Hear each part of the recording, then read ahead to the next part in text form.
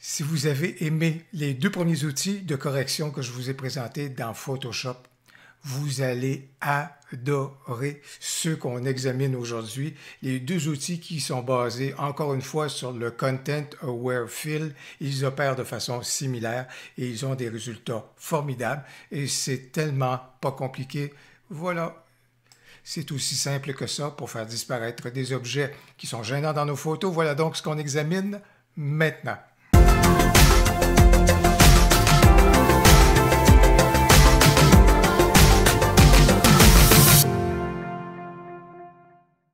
Cette vidéo fait partie de la série que j'ai intitulée « De Lightroom vers Photoshop » et c'est une série de vidéos qui vise à vous permettre de faire vos premiers pas de façon facile et détendue.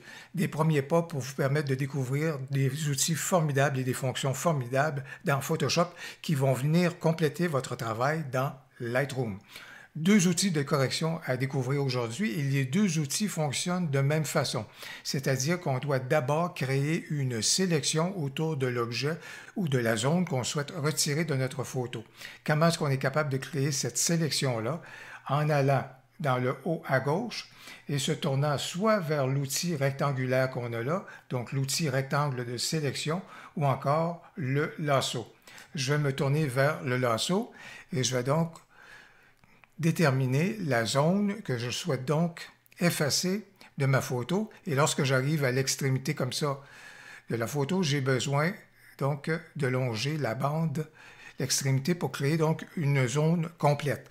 Quand ça fonctionne bien, quand la zone a bien fonctionné ou opéré, vous voyez le dentier qui est donc créé.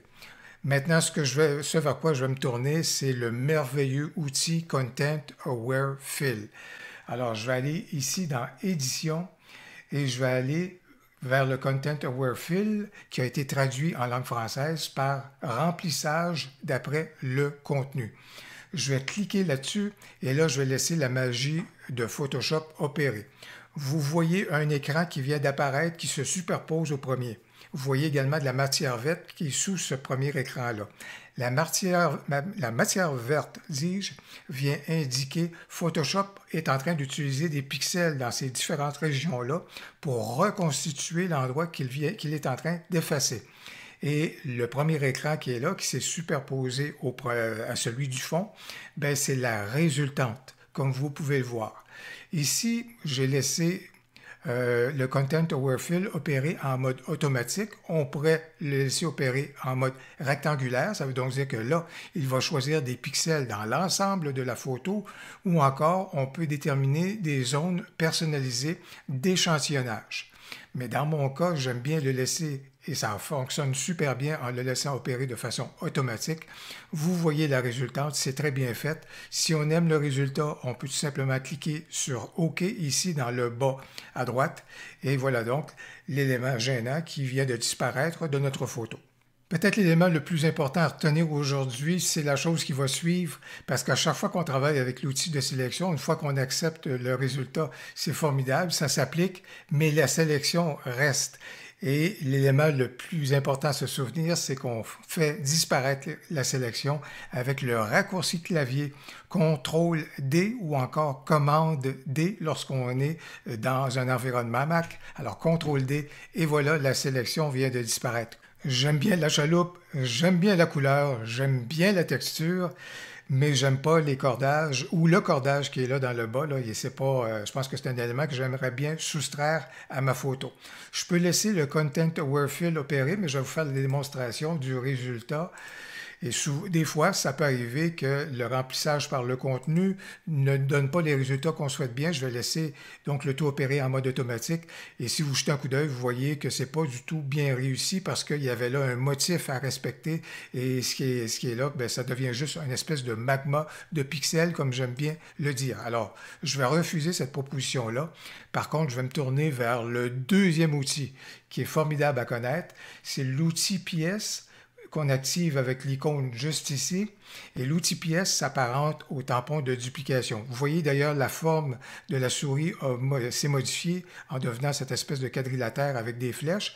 Alors tout ce que je vais juste déplacer ma sélection vers un endroit que je pense qui est judicieux pour remplacer le premier endroit. Je vais donc amener ça comme ça ici. Je vais laisser aller le tout. La correction s'est donc apportée. Je vais faire CTRL-D pour enlever donc ma correction. Et vous voyez ce que ça a pu apporter. Maintenant, pour compléter le tout, parce que dans le haut, ici, il y a un certain flou qui n'est pas le même flou que juste ici en bas. Pour compléter le tout, j'ai juste besoin d'utiliser le tampon de duplication. Je vais faire une sélection de la zone du haut.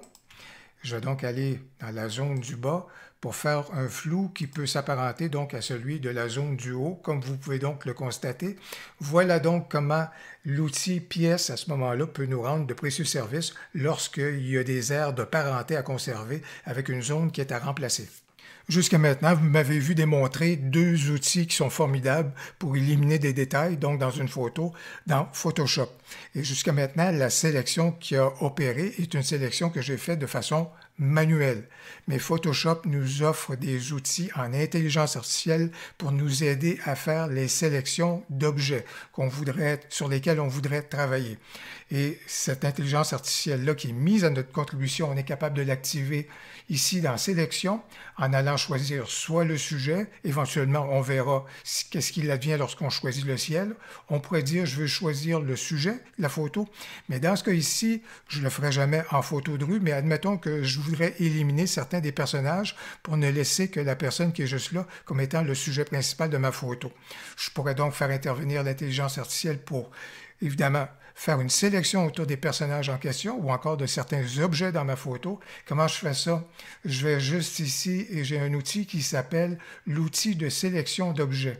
Je vais cliquer sur celui-ci, ça l'active et ici vous allez voir assez souvent la roue qui va donc tourner et ça vient dire que l'intelligence artificielle est en train d'opérer en arrière-plan pour identifier les objets en question. Il va nous offrir donc le potentiel de différents objets dans notre scène. Comment connaître ce potentiel-là? En se déplaçant dans notre photo. Et vous voyez que dans ce cas ici, Photoshop a donc repéré certains objets ou personnages.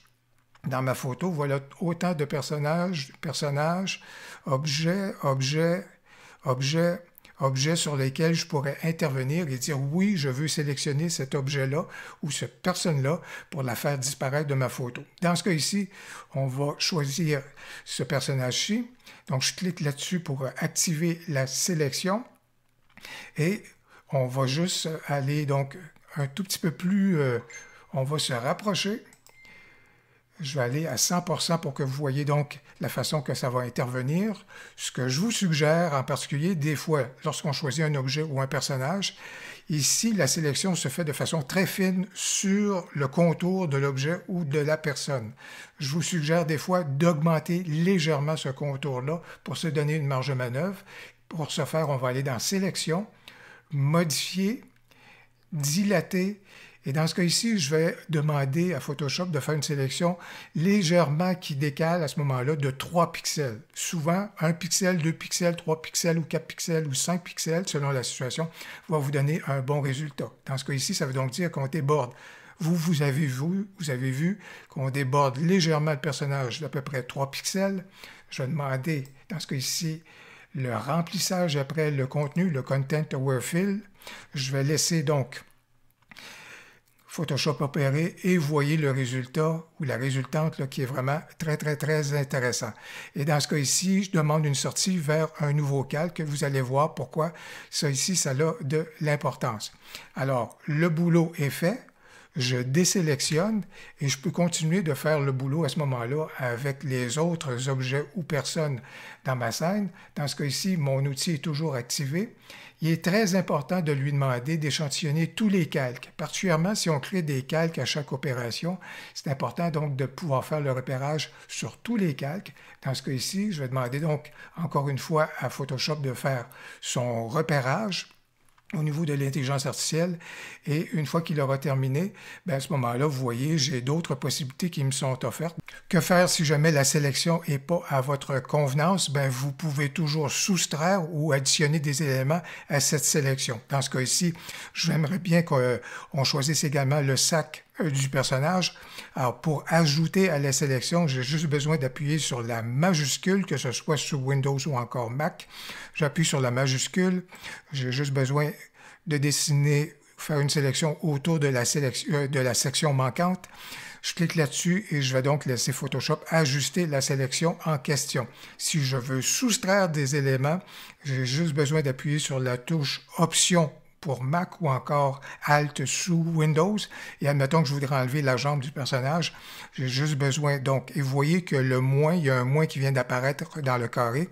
J'ai juste besoin de faire une sélection comme ça autour de la section que je veux soustraire à ma sélection. Je laisse aller et vous allez voir, donc la sélection est donc retirée, ou cette section-là est retirée donc de la sélection. Bien sûr, une fois qu'on retouche une photo, qu'on soustrait des éléments, il y a des fois des travaux qui sont à faire pour peaufiner le résultat ou parfois même des fois pour reconstruire certaines zones de la photo. Et pour ce faire, c'est le cas par exemple à la droite, dans l'escalier à la droite, les escaliers sont à reconstruire, mais pour ce faire, le tampon de duplication va nous rendre un précieux service et il y a également d'autres zones qu'on est capable de retoucher grâce à la goutte d'eau qui nous permet de flouter légèrement certains endroits. J'espère que vous avez aimé la vidéo. Si c'est le cas, n'hésitez donc pas à cliquer sur j'aime et surtout, n'hésitez pas à commenter. J'ai bien hâte de vous lire. Au plaisir, à la prochaine.